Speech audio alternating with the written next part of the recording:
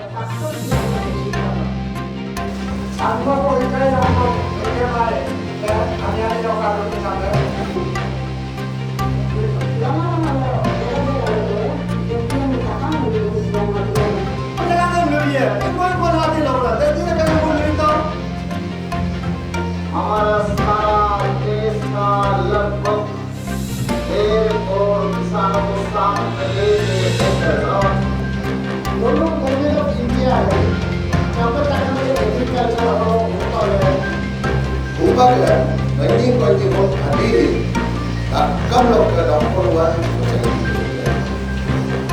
Konno melo ngolu akum lo dirap changla rami kon yebulwai saya alonga mo kon yebulwai isi gidana ko dan ko tilo ka ali lo tilo ngolu ani dire isi ali lo pra kita और आप ना सीसा ना हो more than 10 years लांबी लोग आता मोटा का और लोग सापर की कापिला मोरू mindset है आई मार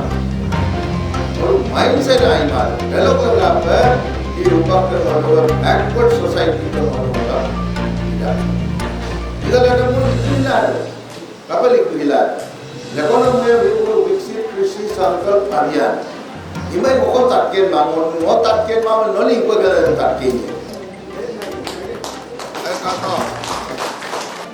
Kasing kado Miguel.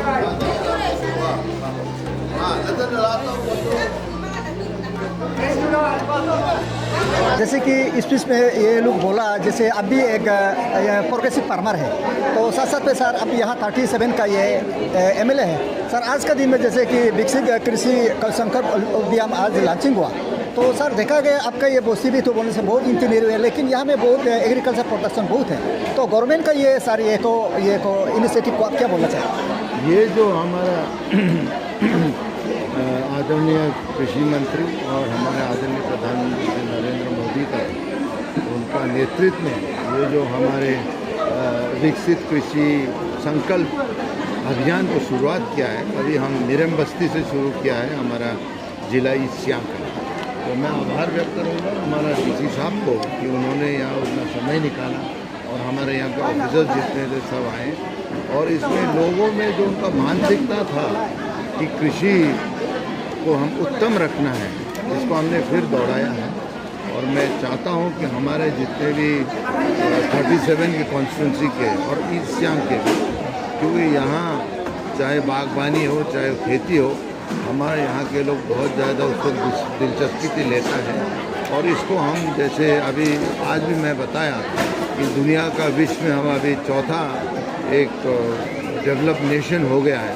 और इनफैक्ट हम अभी सिर्फ जर्मनी, चाइना और यूनाइटेड स्टेट्स है, उनको भी शायद हम कोशिश करेंगे 2047 में कि हम भारत प्रथम एक विकसित देश होगा, एक largest economy in the world हम लोग होने के लिए कोशिश करेंगे। ओके सर, जैसे कि आप डिस्ट्रिक्ट एडमिनिस्ट्रेशन डीसी है, तो आज का दिन में आपका रोल बहुत है, तो आने वाले दिन में भी ऐसा ये पे मीटिंग पे ऐसा प्रोग्राम पे ये परमार लोग को ऐसा पार्टिसिपेट करने के लिए आप as a district administration as a DC आप लोग उन लोग को क्या एडवाइस देना चाहें? मेरा तो यही है, उन लोगों को भी जितना हमारा फार्मर्स है, ये जो गवर्नमेंट का कोई प्रोग्राम ऐसे वाला होता है, इसमें सभी पार्टिसिपेट करना चाहिए। जो सीखेगा वही आगे बढ़ेगा, जो नहीं सीखेगा तो वो तो पीछे ही रह जाएगा। तो इसलिए सभी लोग को मेरा अपील है कि ये सब प्रोग्राम में अभी का विकसित कृषि संकल्प अभियान में सभी पार्टिसिपेट करना चाहिए। और लोगों का आज टर्नआउट भी अच्छा हुआ, तो मैं फ्यूचर में भी यही होना चाहिए।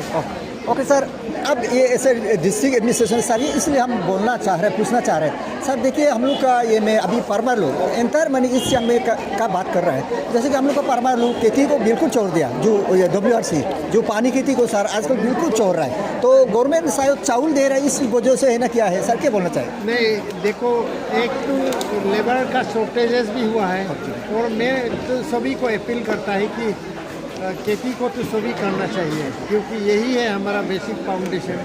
आगे बढ़ने के लिए आपको भी अपना दौर में चावल ये सब अच्छा होगा तो आपका एक कॉन्फिडेंस बढ़ता है, लेवल बढ़ता है। नहीं तो आप दौर में भी खाने पीने का कोई कमी होगा तो आपका कॉन्फिडेंस नहीं रहता। ओके सर, आज का प्रोग्राम को लेके क्या बोलना चाहेगा, और ये फार्मर लोग कितना पार्टिसिपेंट से क्या बोलना चाहेंगे? आज को प्रोग्राम के लिए हम यही बोलना चाहेंगे कि हमारा देश का जो यशस्वी प्रधानमंत्री जी का नेतृत्व और केंद्रीय कृषि मंत्री शिवराज सिंह चौहान जी का जो नेतृत्व में आज से हमारा 15 दिन का जो ये हमारा रथ यात्रा और विकसित कृषि संकल्प का जो दौड़ चल रहा है, इसमें हम सब लोग इकट्ठा होके तो प्रधानमंत्री जी का जो सपना है हम उसी को पूरा करने के लिए कोशिश करेंगे। और इसमें हमारा जो अरुणाचल पर्टिकुलरली है, अरुणाचल को तो इसका डाइवर्सिटी और इसका क्लाइमेटिक वेरिएशन से सारा विश्व में जाना जाता है। तो इसी को फायदा को लेके हम और क्या क्या इसका पोटेंशियलिटीज़ है उसको आगे बढ़ा के हम लोग आगे ले जाने का कोशिश करेंगे। और इसमें हमारा महाविद्यालय के तरफ से दोनों महाविद्यालय, कृषि महाविद्यालय और college of horticulture and forestry और कृषि विज्ञान केंद्र की तरफ से हमारा पूरा सहयोग रहेगा। और हम उम्मीद करेंगे कि आने वाला काल में हम हमारा विश्व में हम हमारा देश को आगे ले जा पाएंगे। ओके सर, आपको जैसे कि हम लोग 1-2 डिकेड से सर आपको देख रहा है, तो सर उससे लेकर अभी तो माने हम लोग का यहाँ पे इस सियांग पे एग्रीकल्चर सेक्टर पे कितना इम्प्रूव या डिफरेंस आया? ये बहुत बढ़िया सवाल पूछा है आपने। हमने यहाँ पे पासीघाट में करीबन 20 साल बिताया है, और 20 साल में मैंने जो आँखों में ही चेंज देखा है, ये तो ड्रास्टिक चेंज है। क्योंकि 20 साल पहले का सीनरी अभी का सीनरी से बहुत फर्क है। अभी सब दिशा में विकसित हो रहा है, किसी का दिशा में बोलिए या अन्य दिशा में भी बोलिए, हमारा अभी पासीघाट बहुत आगे बढ़ रहा है। और किसान भाई भी बहुत जागरूक हो गया पहले से। अभी इसी को लेके हम सपना देख रहे हैं हमारा देश को विकसित करने के लिए। ओके सर, आपका नज़र में क्या कौन फील्ड पे सबसे ज़्यादा ये फार्मर्स सक्सेसफुल हुआ है? नहीं, सबसे बोला जाए तो हमारा देखिए अरुणाचल में तो अगर हॉर्टिकल्चर और एग्रीकल्चर ये दोनों विषय में ही किसान भाई आगे बढ़ा है, और मतलब इकोनॉमिकली भी उसका डेवलपमेंट हुआ है और सेल्फ रिलायंस हो सकता है। तो हॉर्टिकल्चर सेक्टर में इसीलिए इम्पोर्टेंट है कि हमारा जो यहाँ का आबोहवा है, यहाँ का जो मिट्टी है, ये हमारा हॉर्टिकल्चर क्रॉप के लिए बहुत सूटेबल है। तो हमारा निरंतर प्रयास और क्रिटिकल इनपुट का, जैसे कि प्लांटिंग मटेरियल का यहाँ पे बहुत शॉर्टेज है, तो इसी को भी हम एड्रेस कर रहे हैं। हम किसान भाइयों को लिए हमारा जो प्लांटिंग मटेरियल है, आज का कार्यक्रम में भी देखा होगा, हम लोगों ने प्लांटिंग मटेरियल का हेल्प करने का कोशिश कर रहे हैं। और इन एडिशन टू दैट और एक फायदा है कि अरुणाचल में ऑर्गेनिक, मतलब ऑर्गेनिक है, स्टिल नाउ ऑर्गेनिक है, तो इसी को भी और बढ़ावा देने के लिए हमारा जो लिक्विड बायो फर्टिलाइजर है या ऑर्गेनिक इनपुट है, उसको भी हम बढ़ावा दे रहे हैं। और किसान भाई इसमें बहुत इंटरेस्ट लेके काम कर रहे हैं। अभी आप देखने के लिए बहुत खुशी होगा कि अभी किसान भाई ऑर्गेनिक जो प्रोडक्ट है उसको हमारा देश का अलग प्रांत में भी सप्लाई करने का मतलब पासीघाट से ही संभव हो रहा है। तो ये सब बहुत किसानों का जो परिवर्तन है उसको देख के हम लोग को भी दिल में खुशी होता है। ओके सर, आपका परिचय पूरा दें। मैं डॉक्टर ब्रजेंद्र सिंह, कृषि विज्ञान केंद्र प्रिंसिपल साइंटिस्ट है ईस्ट सियांग।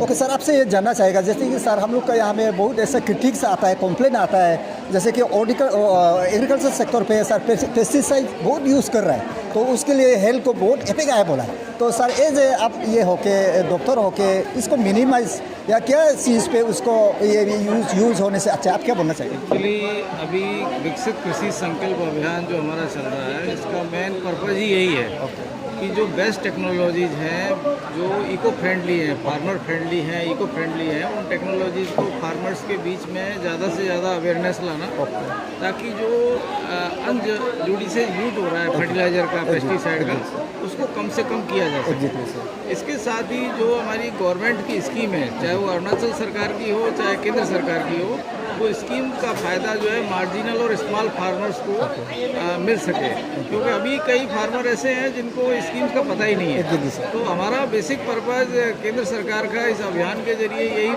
है कि सरकार की सारी योजनाओं का फ़ायदा एंड यूज़र तक पहुँचे और वो अपनी स्कीम्स का इम्प्लीमेंट करके इस अपने देश के उत्पादन में अपना भागीदारी करें। ओके सर, क्या लगता है जैसे कि आप लोग हर समय फार्मर लोग को आप लोग ट्रेनिंग देता है आप लोग का ये कॉलेज पे, फिर भी आज आप लोग का ये विकसित कृषि संकल्प ये अभियान आज लॉन्चिंग हुआ, सर इसका तरह से फार्मर को कितने इम्प्रूव आ सकता है?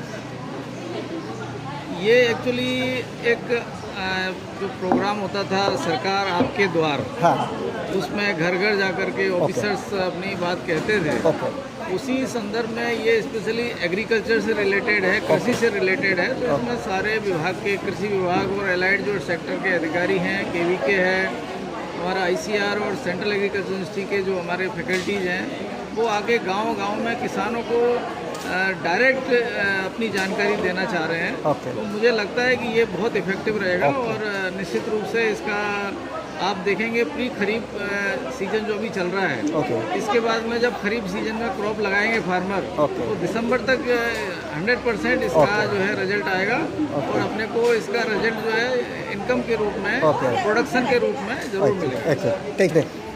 मेरा नाम तपू डारांग है, मैं बिला सर्कुल का निगलुंग गाँव का हूँ।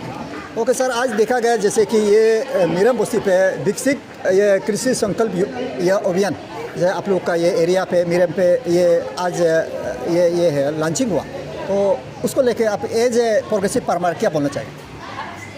देखिए, ये भारत सरकार का बहुत ही अच्छा कार्यक्रम है। इस कार्यक्रम के दौरान हमारे ज़िले के जितने भी HODs है, हमारे गांव में आकर हमारे 8-9 गांव के फार्मर्स लोगों को किस तरह हमारा जो फार्मर्स लोग किस तरह आगे बढ़ना चाहिए और क्या क्या डिपार्टमेंट में कौन कौन सा गवर्नमेंट स्कीम है, इसको हमारा गांव में आके बताया है। इसलिए ये बहुत ही अच्छा कार्यक्रम था। ओके सर, क्या बोलते हैं, जैसे कि आपको हम लोग क्लोजली देखते हैं, जानते हैं, तो आपका ये न्यूज़ एक बार आपका 5 इयर्स ये बैक पे आपका दूरदर्शन पे नेशनल पे आया था। उस समय में आपने देखा था ये आपका गौतारी कर रहा था, दाकारी करता था, आपका बॉयलर कर रहा था, आपका बहुत ऐसा मल्टी ये आपका फार्मिंग आप कर रहा था। वो उस समय से अभी तो क्या स्टेज क्या चला, क्या इम्प्रूव आया आपका? थैंक यू, आपने 5 साल पहले का मुझे याद दिलाया। एक्चुअली इसमें मेरा 3-4 मेरा मिक्स फार्मिंग है। मेरा मिगलुंग गाँव का देताक हॉर्टिकल्चर गार्डन में, तो उसमें मेरा पहला था दाखलिंग था, गोत्री था, उसके बाद बिछरी, सबसे बड़ा जो मेरा था ऑयल फार्म। ओके तो इन सारों में से आज तक 5 साल के बाद में मेरा सबसे उन्नति प्रोग्रेस ऑयल पाम में हुआ है। आज में मेरा 3 एकड़ ऑयल फार्म गार्डन है। इसमें अभी इन सारों आइटम में से इसी में मेरा बहुत प्रॉफिट हो रहा है। तो मैं लोगों को, जितने भी फार्मर्स हैं, लोगों को मैं कहना चाहूँगा कि जिनके भी पास उपलब्ध ज़मीन उपलब्ध है, वो ऑयल फार्म करना चाहिए।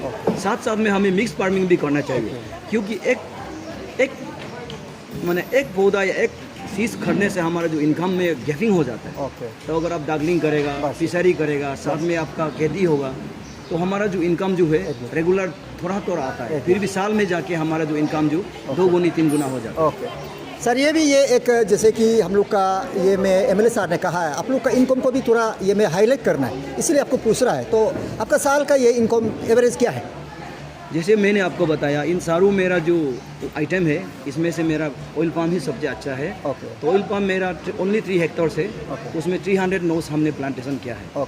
तो आज तक 5 साल बाद में, 7 साल बाद में मैं ऑयल पाम से हर साल 3 लाख रुपया कमाता हूँ। तो गांव में रह के अपना बाल बच्चों का पढ़ाई ऑयल पाम से ही हो जाता है। बहुत बढ़िया। Okay, thank you sir.